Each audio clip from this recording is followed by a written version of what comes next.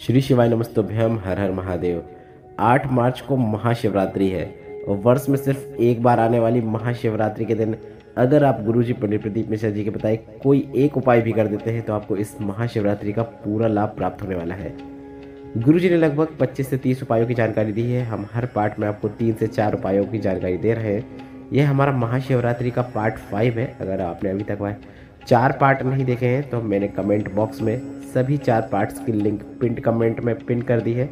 आप उसमें टच करके इस वीडियो के बाद उन वीडियो को भी देख सकते हैं। इस वीडियो में हम आपको महाशिवरात्रि के दिन किए जाने वाले कुछ उपायों की जानकारी देंगे। उससे पहले हम आपको बता दें, एक काफ़ी विशेष उपाय है गृहपति वाला, जिसका कई कमेंट आ रही थी कि गृहपति वाला उपाय किसे करना चाहिए, कैसे करना चाहिए।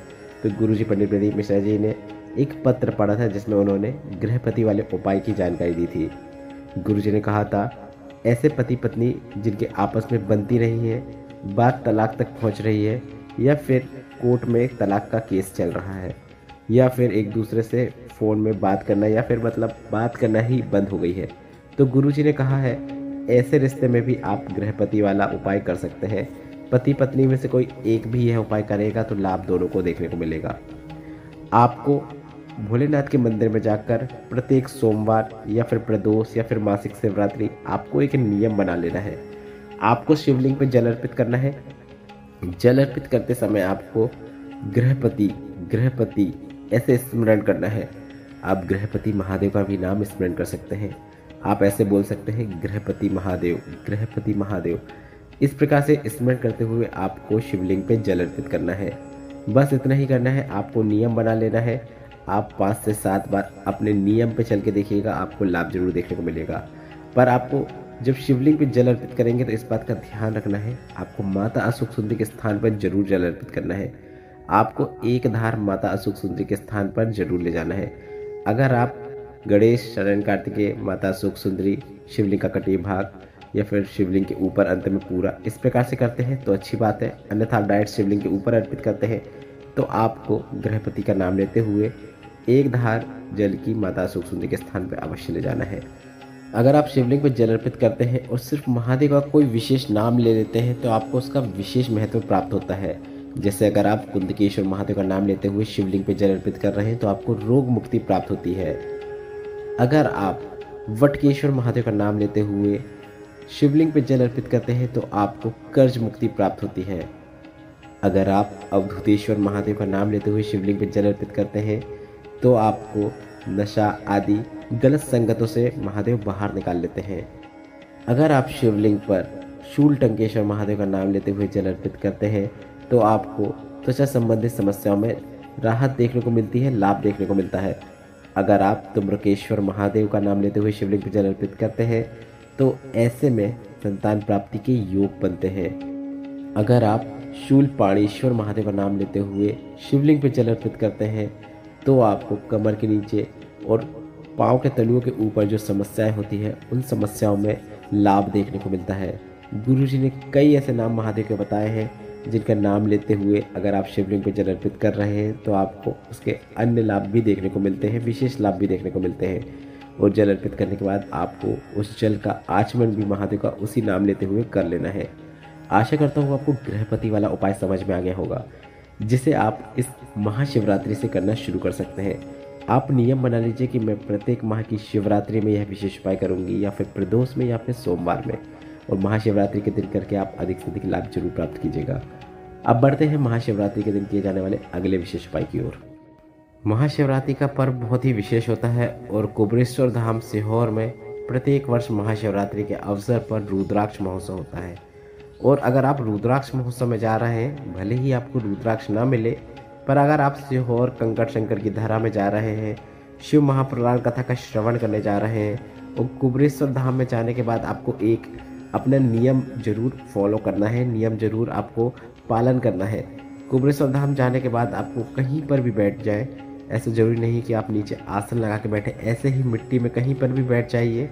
और बैठने के बाद आपको 108 बार श्री शिवाय नमस्तुभ्यम मंत्र का जाप करना है और अपनी कामना कुबेर भंडारी से कर लेना है। बाबा कभी आपकी झोली खाली नहीं छोड़ेंगे। गुरुजी का बताया यह उपाय हर शिव भक्त जब भी कुबेरेश्वर धाम जाता है वह अवश्य करता है।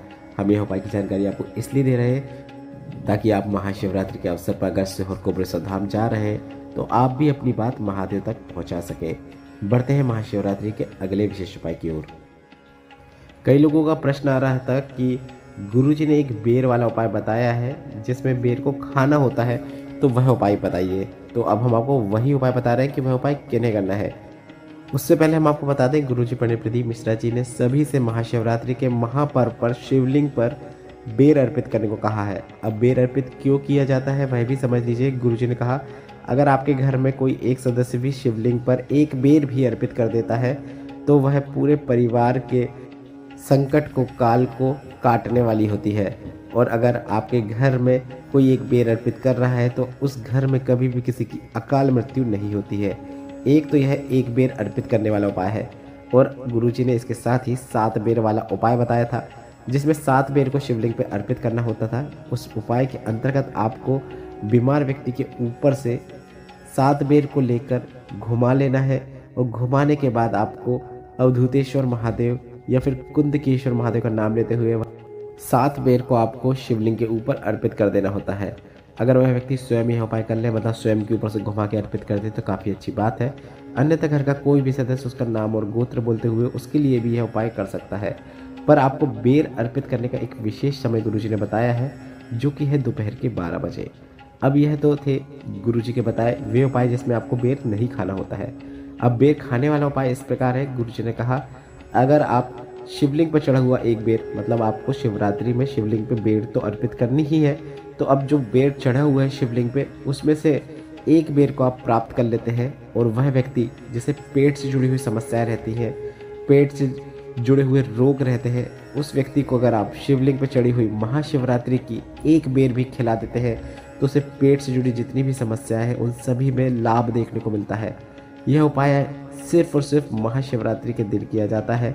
तो आप देख लें कि शिवलिंग पर अगर आपने बेर चढ़ाई है तो आपको एक बेर कुंदकेश्वर महादेव का नाम लेते हुए भी आप प्राप्त कर सकते हैं, या फिर श्री शिवाय नमस्तुभ्यम या फिर नमः शिवाय या फिर ओम नमः शिवाय बोलते हुए भी प्राप्त कर सकते हैं और उस व्यक्ति को खिला सकते हैं। इसमें कोई भी समय की पाबंदी नहीं है कि आपको यह विशेष उपाय किसी विशेष समय में करना है। यह उपाय आप कभी भी किसी भी समय कर सकते हैं। बस आपको रोग मुक्ति के लिए जब अर्पित करना हो 7 बेर, वह दोपहर के 12 बजे करना है। अगर आप एक बेर प्राप्त करना चाहते हैं और पेट से जुड़ी हुई समस्याओं वाले व्यक्ति को देना चाहते हैं तो आप 24 घंटे में जब से शिवरात्रि शुरू होती है, जब पूर्ण होती है, तब दे सकते हैं। इस वीडियो में बताए गए उपायों से संबंधित अगर अभी भी आपके मन में कोई प्रश्न है तो वे प्रश्न आप कमेंट बॉक्स के जरिए पूछ सकते हैं। मेरे द्वारा दी गई जानकारी अगर आपको थोड़ी सी भी उपयोगी लगी हो और आप महाशिवरात्रि के उपायों का पार्ट 6 देखना चाहते हो तो कमेंट बॉक्स में पार्ट 6 और हर हर महादेव अवश्य टाइप कीजिएगा। श्री शिवाय नमस्तुभ्यम। हर हर महादेव।